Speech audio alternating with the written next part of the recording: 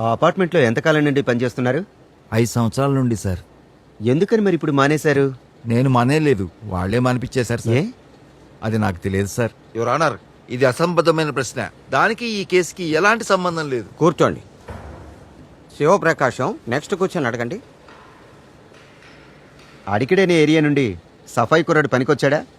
అవును సార్, 2-3 నెలలకు ఒకసారి ఇలాగే జరుగుతుంటుంది సార్. ఎందుకు? ఎక్కువ చెత్త పేరుకుపోతుంటుంది సార్. కొన్నిసార్లు ఈ చెత్తని మురుక్కాల్లో వేస్తారు. క్రితంసారి క్లీనింగ్ ఎవరొచ్చారు? పక్కనే ఒక ప్లంబర్ ఉండేవాడు, అతను పిలుచుకొని వస్తాడు సార్. 1 ఏడాది ముందు అతను పోయాడు. దాని తర్వాత మెట్రో వాటర్కి చెప్తున్నారు. వాళ్ళేం చెప్పారు? ఫోన్ చేశాం సార్, ఎవరూ ఎత్తలేదు. అప్పటికే దుర్వాసన వచ్చింది. ఒకరోజు రాత్రి వచ్చారు సార్. ఎవరొచ్చారు? 20 ఏళ్ల కుర్రాడు, అతనితో మరో 2 మనుషులు. మధ్యలో వాళ్ళు వెళ్ళిపోయారు. సిబి, ఆ ఫోటో ఇవ్వు. ఇతనెవరో మీరు గుర్తుపట్టగలరా? సార్ ఇతనే. సార్ చూస్తుంటే మనం ఓడిపోయేలా ఉన్నాం సార్. ఆ కుర్రాడు వచ్చి చూసి నాకు తెలియదన్నాడు. అతను తీసుకొచ్చిన వ్యక్తి ఒత్తిడి చేశాడు. ఆ ఫోటోలో ఉన్న వ్యక్తి సెప్టిక్ ట్యాంక్లో దిగి అక్కడున్న చెత్తంతా తీసి శుభ్రం చేసి డబ్బులు తీసుకొని వెళ్ళమన్నాడు. అందుకు పార్టీ పని ఏమన్నాడు? నేను చేయను అన్నాడు. కానీ తీసుకువచ్చిన వాడు ఒకేసారి లోపలికి దిగమన్నాడు.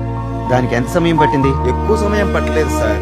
వాళ్ళు చెప్పినట్టు 2 సార్లు లోపలికి దిగి చాలా చెత్తను తీశాడు.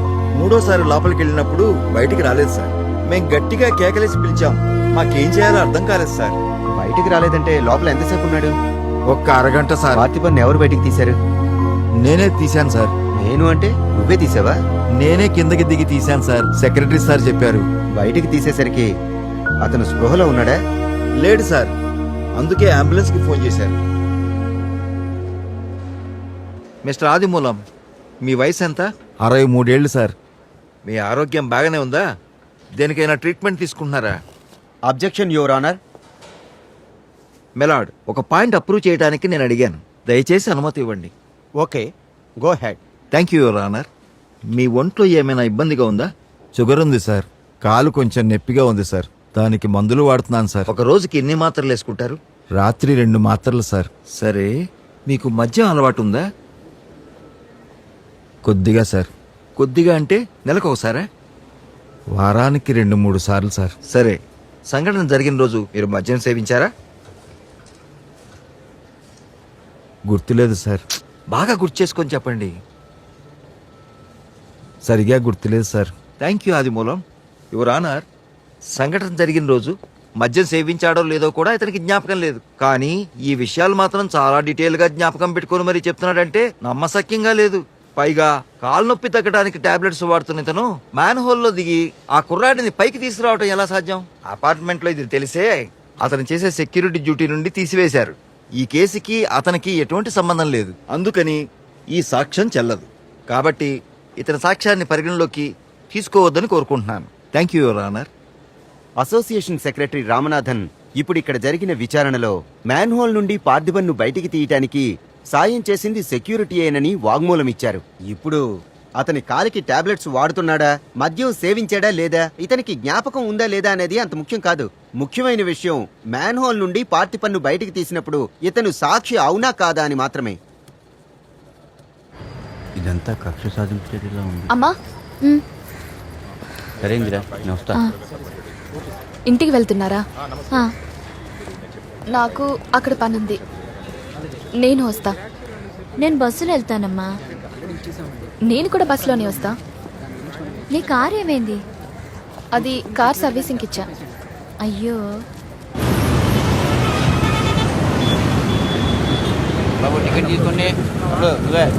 అదిగో అక్కడే ఒకప్పుడు మేము ఉండేది. ఎక్కడ? ఆ పార్క్ ఉంది కదా, అక్కడ పక్కనే ఉంది దేవి టాకీస్. అదిగో చూసావా? మా నాన్న పెద్ద ఎంజీఆర్ అభిమాని. ఆయన సినిమా రిలీజ్ అయితే చాలు ఇంకా ఆగేవాడే కాదు. సినిమా చూసే వరకు అక్కడే ఉండేవాడు. పెళ్ళైన తర్వాత నేను తిరునెల్వేలికి వచ్చేసాను. నేను మా ఆయన సైకిల్ ఎక్కొచ్చి సినిమా చూసి వెళ్ళేవాడు. నెలకొకసారి బీచ్కి వెళ్ళేవాడు. మరెందుకు అక్కడి నుండి వెళ్ళిపోయారు? నేనెక్కడికి పోలే, మా ఆయన వల్లే ఎంత. మొదట ఏదో పోనీలే అనుకున్నాను. దాని తర్వాత ప్రతిరోజు బాగా తాగి రావడం అలవాటు చేసుకున్నాడు. అప్పుడే కదా తెలిసింది ఊరు చూపిస్తానని చెప్పి అక్కడ పడితే అక్కడ తాగి పడుకునేవాడు. ఏంటో కాలం గడిచే కొద్దీ నేను ఒంటరిదాన్ని అయిపోయాను.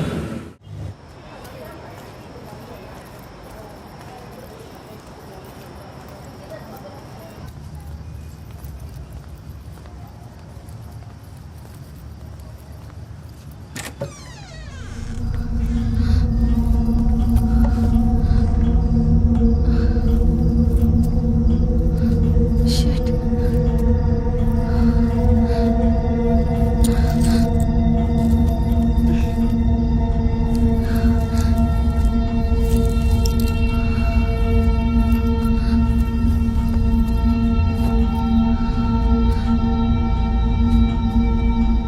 నువ్వే నా ఫ్లాట్ లో ఉండేది, నీ వల్ల ఇదంతా జరిగింది. ఏది మంచిదో ఏది చెడ్డదో నాకు బాగా తెలుసు. అన్యాయంగా ఓ కుర్రాడి ప్రాణం తీసిందే కాక ఇంకా కాంప్రమైజ్ అవ్వాలా? దానికి నేను వంత పాడాలా? మేమా తీసుకొచ్చింది? 500 రూపాయలు ఆశపడి వాడు చనిపోతే దానికి మేమేం చేస్తాం? 500 రూపాయలకు మీరు ఆశపడ్డారో లేక అతను ఆశపడ్డాడో రేపు కోర్టులో జడ్జి చెప్తారు. అప్పుడు తెలుస్తుంది మీ బండారం అంతా. ఏయ్, నువ్వు వాగేదంతా మేము వింటూ ఉండాలంటావా? ఆ? ఈమె రావడానికి ముందు అంత ప్రశాంతంగా ఉండేది. ఎందుకు వచ్చిన కష్టం? వెంటనే ఖాళీ చేసి. నేనిక్కడే ఉంటా, నీకేంటి బాధ? అపార్ట్మెంట్ పరు ఆగు, నీ సంగతి చెప్తాను. ఇప్పుడు మాట్లాడండి. ఆ? ఎవరెవరు ఏం మాట్లాడతారో ఇప్పుడు అన్ని మాట్లాడండి. ఆవిడ దగ్గర నుంచి ఫోన్ లాక్కోండి. అటెంప్ట్ మర్డర్ కేసులో ఇరుక్కోవాలని సరదా ఉంటే రండి. ఎవరు వస్తారు? రండి ముందుకు రండి. ఏయ్, ఇంకో గంటలో నేనేంటో నీకు చూపిస్తాను. అట్లే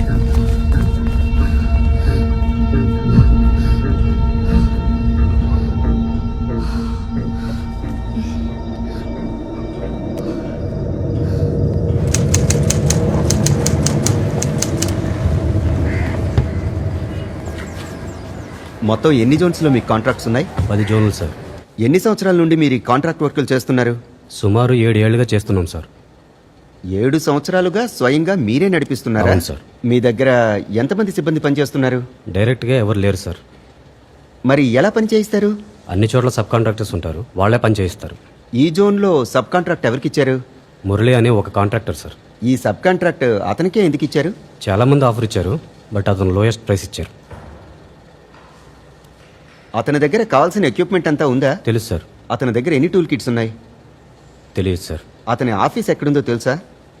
అది కూడా తెలియదు సార్. మరి అతని దగ్గర అన్ని పరికరాలు ఉన్నాయని ఎలా చెప్పారు? కొన్ని ఎక్విప్మెంట్స్ నా దగ్గర నుండి తీసుకెళ్తారు సార్. మీ దగ్గర ఏమేమి ఎక్విప్మెంట్స్ ఉన్నాయి? జెట్ రాడ్, సూపర్ సక్కర్, ఇలాంటివి చాలా ఉన్నాయి సార్.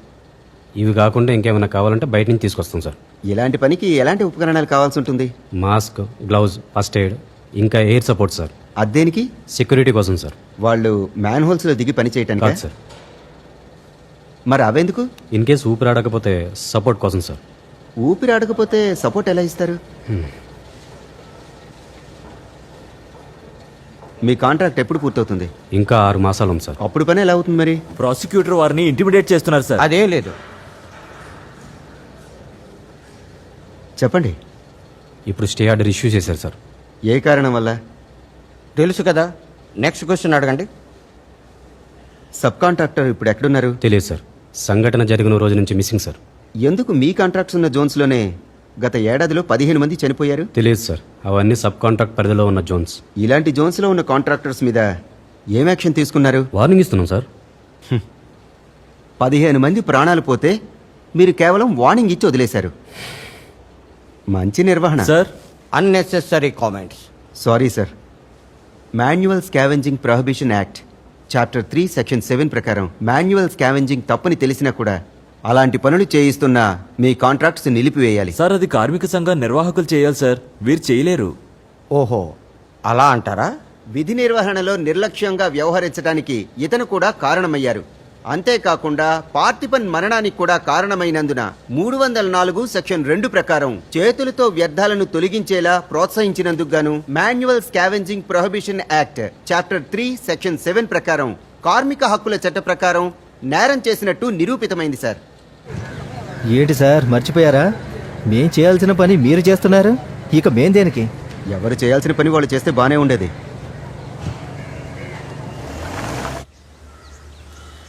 సరే, కేసు ముగిసే వరకు అక్కడే ఉన్నాను.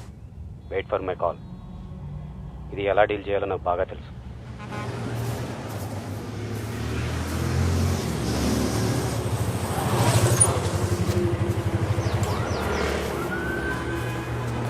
ఏంటి మేడం పని మానేసి కాలు చెప్పుకొని కూర్చున్నావు? లేదు సార్, చేయలేకపోతే పోయి ఇంట్లో కూర్చో. ఎందుకు వచ్చావు? లీవ్ పెట్టాలన్నా పెట్టలేక చెత్త ఓడవలేక చస్తున్నాను సార్ నేను. ఇంట్లో కూర్చొని నెలలో ఒక రోజు జీతం ఇస్తారని చెప్తారు కదా, ఆ రోజు వచ్చి సంతకం పెట్టి జీతం తీసుకెళ్తే సరిపోతుంది కదా. పోయి పని చూడు. పోయేటప్పుడు ఆ టవర్ బ్లాక్ దగ్గర తుడిచేసిపో. వాచ్మెన్ కి చెప్పాను. ఎందుకు సార్ ఎక్స్ట్రా పనులన్నీ చెప్తున్నారు? చేయడానికి అక్కడ ఇంకెవరు లేరా? అందరిళ్ళకి పోయి అక్కడ చెత్తంతా నేనే ఎత్తాలా? ఓ మేడం ఎక్స్ట్రా పనులు చేయదంట. 3 రోజులు అటెండెన్స్ తీసేస్తా. అటెండెన్స్ తగ్గితే జీతం రాదని తెలుసు కదా. అది తెలియకుండానే ఇంతకాలం పనిచేస్తున్నా మరి. నెలలో సగం రోజులు పనికే రారు. వచ్చిన కాలు నొప్పి ఏళ్ళు నొప్పి అని చెప్పి పని చేయకుండా కూర్చుంటారు. డబ్బులు కావాలంటే ఖాళీగా కూర్చుంటే వస్తాయా? ఎవరు సార్ ఖాళీగా కూర్చునేది? ఏం మాట్లాడుతున్నారు సార్ మీరు? నోరుంది కదా, ఇష్టం వచ్చినట్టు మాట్లాడుతున్నావేంటి? ఇంతకు మించి ఒక మాట మాట్లాడావంటే ఈ సంగతి ఏంటో తెలుస్తా. పోయి పని చూసుకో. పోమ్మా. ఏం మాట్లాడుతున్నారు నువ్వు? ఏం మాట్లాడుతున్నావు? చెప్పు చెప్పు.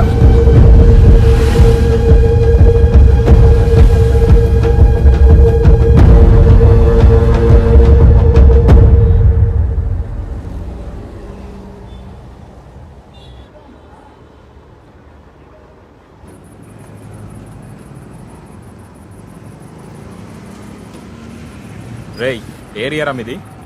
ఎక్కడి నుంచి వస్తున్నారు? సార్ చెమ్మని చేసి సార్. ఏ సార్ మాట్లాడరా? చెప్తున్నాను కదా. ఏంట్రా చెప్పేది?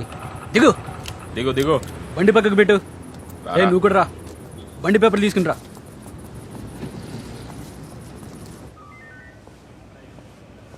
నమస్తే సార్, నేను సూర్య లాయర్. అతన్ని ఇక్కడ ఎందుకు తీసుకొచ్చారో తెలుసుకోవచ్చా? ఈ ఏరియాలో బైక్ దొంగతనాలు జరుగుతున్నాయి సార్, విచారణ చేయాలి. బైక్ తీసుకొని పోవడం మీరు చూసారా? ఎవిడెన్స్ ఏదైనా చూపించగలరా? అదే చెప్పాను కదా, విచారణ జరుగుతోందని. అదే రాత్రంతా బాగా కొట్టి పొద్దున్నే ఇతనే దొంగ అని చెప్పించడానికా? తేడాగా మాట్లాడద్దు సార్, వీళ్ళ మీద అనుమానంగా ఉంది. పోయిన వారం 4 బైకులు దొంగతనం జరిగాయి. అక్కడున్న కెమెరాల్లో వీళ్ళు అనుమానంగా తిరుగుతూ కనిపించారు. వాళ్ళ ఏరియాలో కెమెరా ఉంటే మాత్రం ఇంకెవరు తిరగకూడదా? మీ ఏరియాలోనే ఉంది, మీరెలా తిరుగుతున్నారు? ఏమా, నోరు అదుపులో పెట్టుకో. మీరు చేయి చేసుకోవచ్చు, నేను నోరు చేసుకోకూడదా?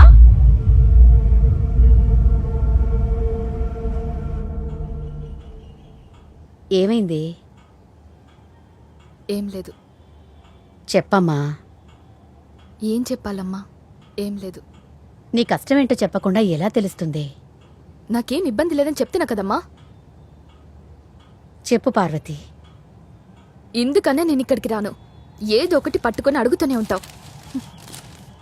నువ్వు కూడా మీ నాన్నలాగా చేయకు. ఇప్పుడు దేనికి నాన్న ప్రస్తావన?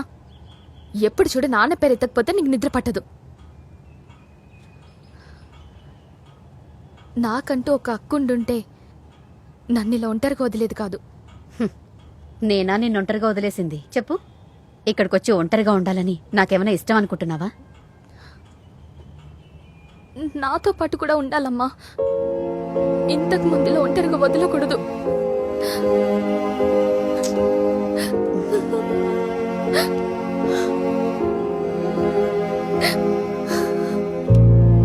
అవన్నీ ఇప్పుడు ఎందుకు ఆలోచిస్తున్నావు అమ్మా?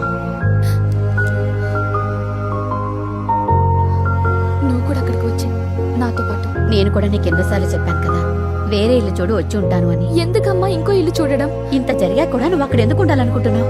వాళ్ళకి భయపడి ఎందుకమ్మా? మనం ఇల్లు ఖాళీ చేయాలి. నాన్న జ్ఞాపకాలు ఆ ఇంట్లోనే ఉన్నాయి. ఆ ఇల్లు వదిలిపెట్టి నేను రాను. అది మనిల్లు కాదమ్మా, మీ నాన్న ఇల్లు. నీతో ఇదే చిక్కు. ఎందుకమ్మా చైల్డిష్గా ఆలోచిస్తావు? చైల్డిష్గా ఉన్నానా? నా మొత్తం కుటుంబాన్ని వదిలిపెట్టి మీ నాన్న కోసం వచ్చేశాను. ఆయనంత ప్రేమించానే నేను. మళ్ళీ మొదటికి రాకమ్మా ప్లీజ్. నీకేం తెలుసు? ఈ ఇంటికొచ్చిన తర్వాత నేను ఎలా ఉండేదాన్నో ముందు నువ్వు తెలుసుకో. You have to ruin everything for me, is it? నాన్న నిన్ను ఇష్టపడకూడదు అంతేగా? ఐ హేట్ యు మా. చూడు, లోకంలో జరిగేదంతా మనకు నచ్చినట్టు ఉండదు, మనకు నచ్చినట్టు అస్సలు జరగదు. నేనక్కడికొచ్చి నీతో ఉండకుండా ఉంటే నువ్వు ఇల్లు ఖాళీ చేస్తావనుకున్నాను. అదొక నరకం పార్వతి. ఇప్పుడు వాళ్ళు నీతో ఎలా బిహేవ్ చేస్తున్నారు? మీ నాన్నగారు ఉన్నప్పుడు నాతో కూడా అలాగే చేశారు. దానికి కారణం క్యాస్టే, కేవలం అది మాత్రమే. మీ నాన్న మంచివారే, నేను ఆయన్ని తప్పు పట్టడం లేదు, కానీ ఆయనకి నా ప్రాబ్లం కొంచెం కూడా అర్థం కాలేదు. ఆయన ఒక్కసారి కూడా వాళ్ళతో గొడవ పడలేదు తెలుసా.